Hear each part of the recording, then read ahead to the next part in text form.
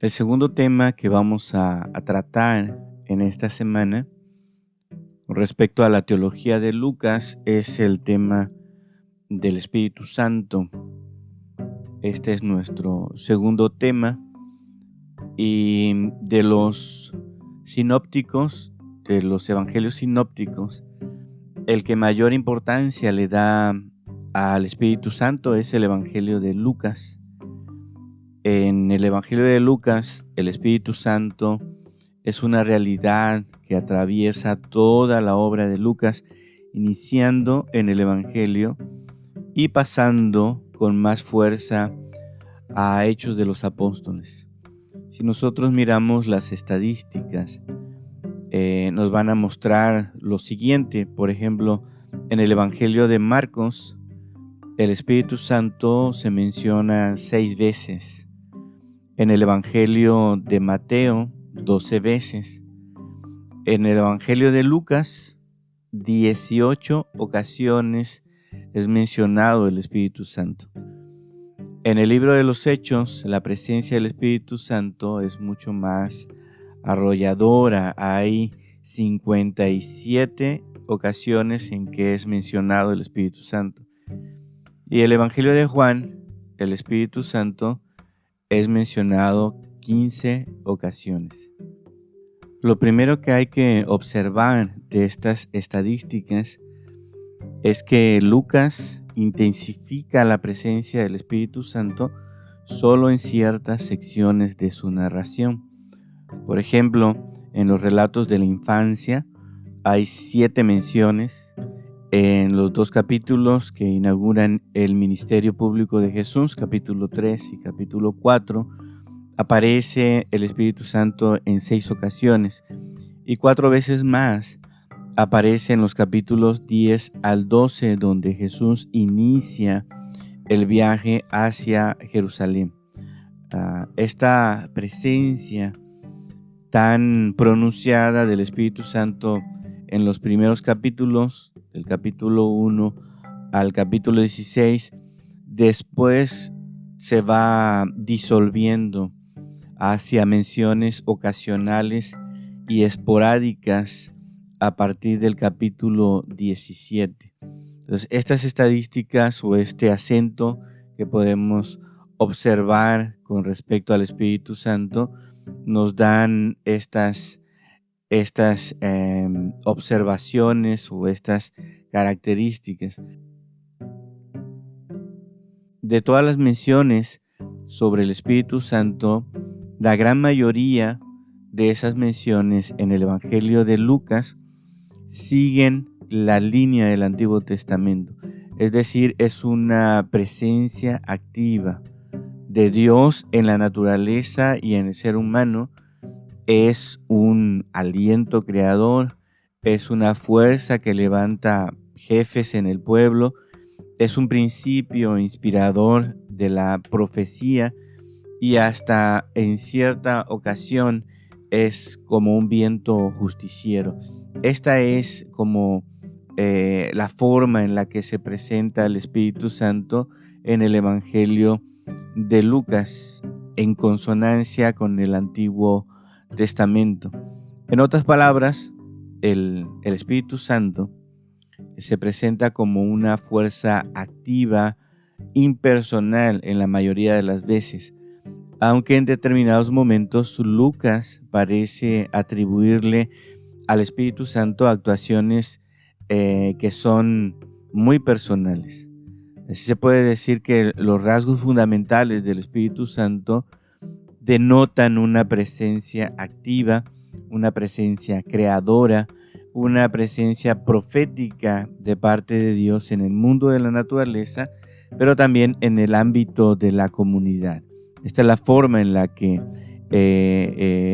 Lucas presenta en su evangelio al Espíritu Santo. Es posible que Conselman pueda estar en lo correcto cuando afirma que en los escritos de Lucas, tanto en el Evangelio como en los Hechos, el Espíritu Santo ha dejado de ser este don escatológico de Dios en el sentido original del texto de Joel 3, 1 al 2. Es citado, por supuesto, en Hechos, pero no con la misma intención original. La realidad que Lucas define como la promesa de mi Padre en Lucas 24:49 es ahora, en el tiempo de la iglesia, la fuente dinámica del esfuerzo misionero de este cristianismo primitivo. Es también la garantía del aguante frente a las dificultades que hay internamente en la iglesia y externamente en las embestidas de la persecución que la iglesia está teniendo. Entonces, hay un cambio en la forma de presentar al Espíritu Santo también en cuanto a la promesa que se había mencionado en el Antiguo Testamento en Joel. Entonces, hay coincidencias en presentar el Espíritu Santo con el Antiguo Testamento, pero también hay diferencia en la manera en la que el Espíritu Santo va a ser entregado en medio de una circunstancia distinta. Ojalá ustedes puedan leer todo el contexto de Joel y ver que el don del Espíritu Santo dado al pueblo está en medio de una circunstancia escatológica de fin de la era, pero en Lucas y en Hechos el don del Espíritu Santo tiene un contexto diferente y una nueva manera de interpretarse. Bien, al inicio de la narración de Lucas se introduce la actividad del Espíritu Santo como presencia profética de Dios en este tiempo de preparación al nacimiento y el ministerio de Jesús. Inmediatamente Lucas, desde el inicio, presenta al Espíritu Santo actuando en este tiempo de preparación para el ministerio del Señor Jesús. Juan, por ejemplo, el Bautista, queda lleno del Espíritu Santo ya desde el vientre de su madre. Lucas capítulo 1, versículo 15, dice lo siguiente: porque será grande delante de Dios, no beberá vino ni sidra, y será lleno del Espíritu Santo aún desde el vientre de su madre. Por esa razón podrá llamársele al Bautista profeta del Altísimo. De la misma manera, Isabel grita llena del Espíritu Santo en Lucas capítulo 1, versículos 41 y 42. Y aconteció que cuando oyó Elisabet la salutación de María, la criatura saltó en su vientre, y Elisabet fue llena del Espíritu Santo, y exclamó a gran voz y dijo: bendita tú entre las mujeres, y bendito el fruto de tu vientre. Es Isabel, llena del Espíritu Santo, grita estas expresiones.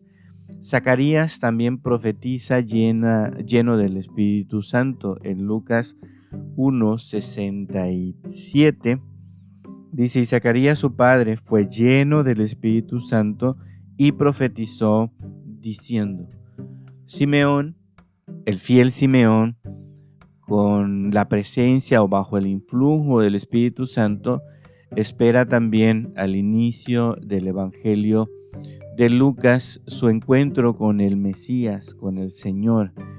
Lucas capítulo 2, versículo 27 al 32, dice: y movido por el Espíritu, vino al templo, y cuando los padres del niño Jesús lo trajeron al templo para hacer por él conforme al rito de la ley, él le tomó en sus brazos y bendijo a Dios diciendo: ahora, Señor, despides a tu siervo en paz conforme a tu palabra, porque han visto mis ojos tu salvación, la cual has preparado en presencia de todos los pueblos, luz para revelación a los gentiles y gloria de tu pueblo Israel. Entonces, bajo la dirección del Espíritu Santo, Simeón va al encuentro con el Mesías.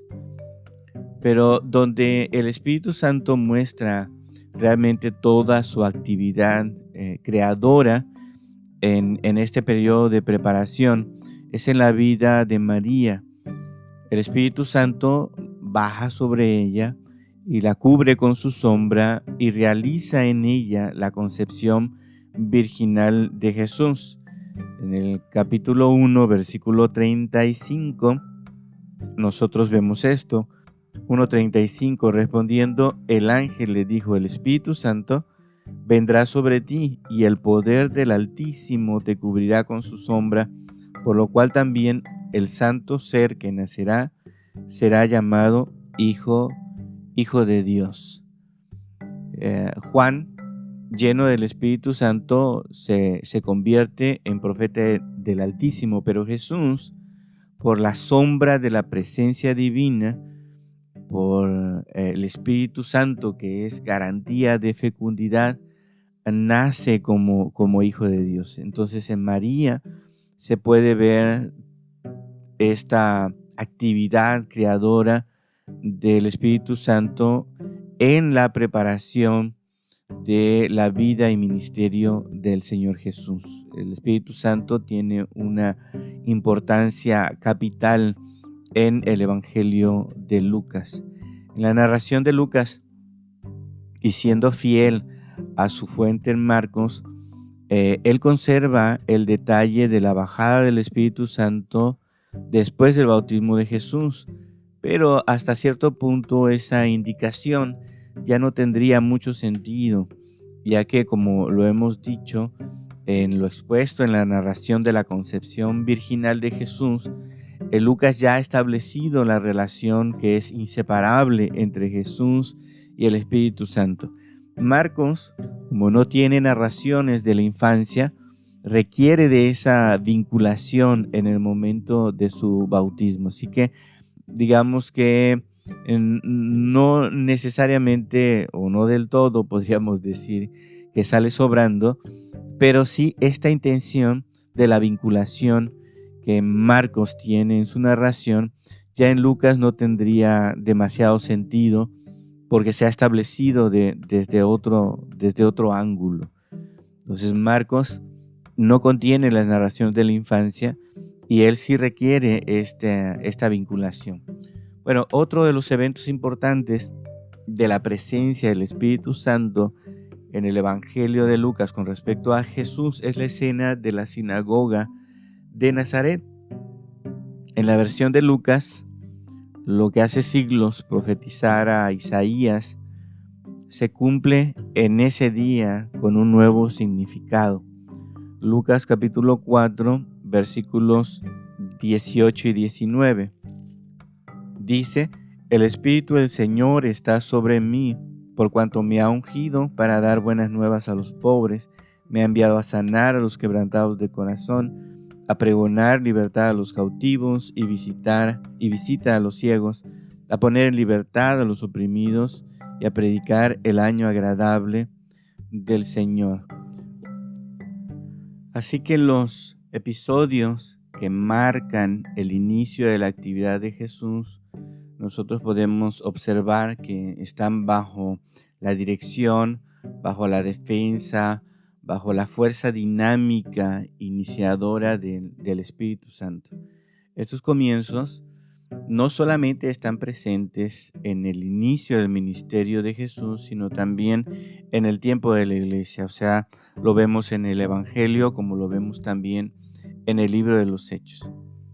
La relación especial entre el Espíritu Santo y Jesús nuevamente vuelve a aflorar hacia el final del Evangelio. Vimos que una vez que Lucas pone acento en el Espíritu Santo en ciertas etapas importantes, al inicio de ciertas etapas importantes, después desaparece, pero hacia el final del Evangelio nuevamente el Espíritu Santo y su relación con Jesucristo vuelve a aflorar, especialmente con el Cristo resucitado, que dice a los 11 y a los demás discípulos que estaban con él que permanezcan en Jerusalén, que permanezcan allí en Jerusalén a la espera de la promesa del Padre. Y esta es una frase quizá enigmática si no conociéramos el libro de los Hechos, porque en el capítulo 1, versículos 4 y 5, esta frase tiene claridad, o nos puede, a través del libro de los Hechos, dar a entender a qué se refería el Señor Jesús con la promesa del Padre.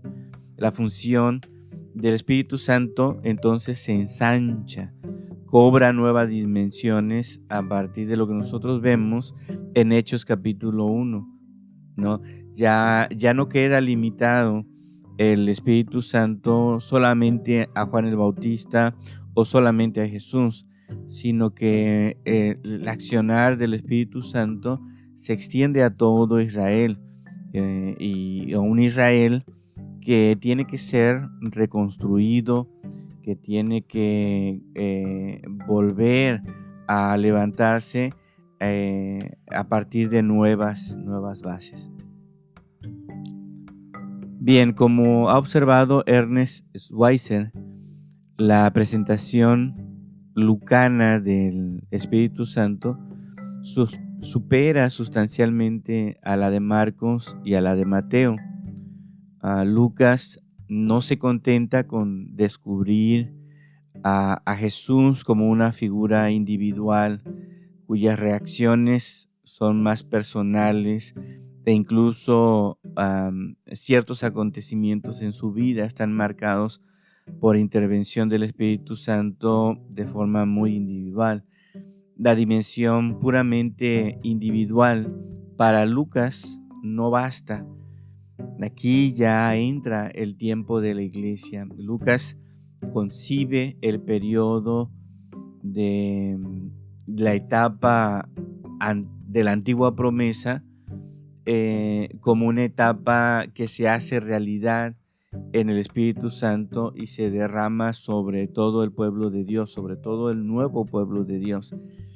Así que efectivamente en su narración Lucas ve al Espíritu Santo como una especie de clima, como una especie de ambiente en el cual se mueve la actividad de Jesús, que le impulsa a hacer curaciones. Es un ambiente que está alrededor de Jesús, que no solamente trabaja con él, sino trabaja alrededor de Jesús. Y en el libro de los Hechos, ese mismo espíritu, con ese ambiente creado, es el principio de crecimiento de la comunidad y es también la garantía de la proclamación del querigma. Así que el Espíritu Santo tiene una forma peculiar de ser presentado en el Evangelio de Lucas y su continuación de su presentación mucho más clara para nosotros es el libro de los Hechos. Bien, el último tema que vamos a tratar es el tema de la escatología y espero que hablemos un poquito de este tema en la reunión virtual que vamos a tener el jueves. El jueves vamos a hablar un poco en la reunión virtual sobre este tema.